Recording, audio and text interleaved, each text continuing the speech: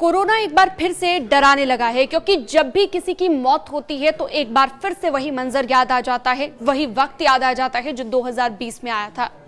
एक लड़की जिसकी मौत हो गई, पहले उसे कौन सी बीमारी थी इस वीडियो में मैं आपको बताऊंगी, लेकिन दिल्ली का ये मामला है जहां पर कोरोना से चौथी मौत हो गई है। 22 साल की लड़की ने दम तोड़ दिया। राजधानी में तेजी से कोविड फैल रहा है, लेकिन इसके लिए आपको सावधानी बरतनी है। क्या क्या सावधानियां बरतनी है ये भी मैं आपको बताऊंगी।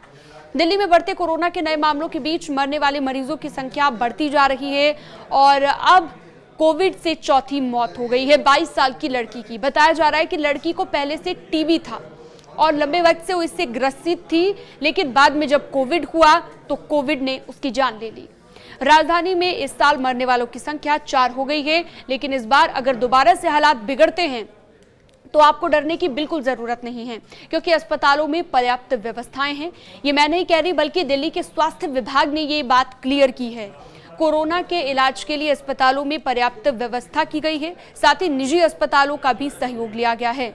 मरीजों को फिलहाल डरने की जरूरत नहीं है। विभाग किसी भी स्थिति से निपटने के लिए तैयार है। अस्पताल में मरीजों के लिए बिस्तर, दवा सहित अन्य जरूरी उपकरण उपलब्ध करा दिए गए हैं। लेकिन अगर आपको लक्षण नजर आते हैं तो हल्के में बिल्कुल ना लें। एक्सपर्ट्स कहते हैं कि कोरोना को फिलहाल हल्के में लेना भी खतरनाक हो सकता है।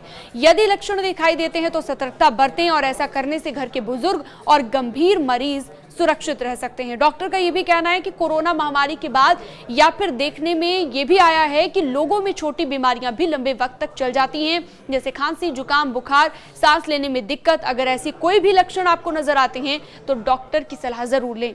अगर किसी में कोविड के लक्षण दिखाई दे, डॉक्टर की सलाह नहीं लेना चाहते हैं तो भी एक बार कोविड का टेस्ट कराना जरूरी है। इस तरह की और खबरों के लिए आप हमारे साथ जुड़ सकते हैं। न्यूज़ 18 के डिजिटल प्लेटफॉर्म पर आप जुड़ सकते हैं। न्यूज़ 18 को सब्सक्राइब करना ना भूलें।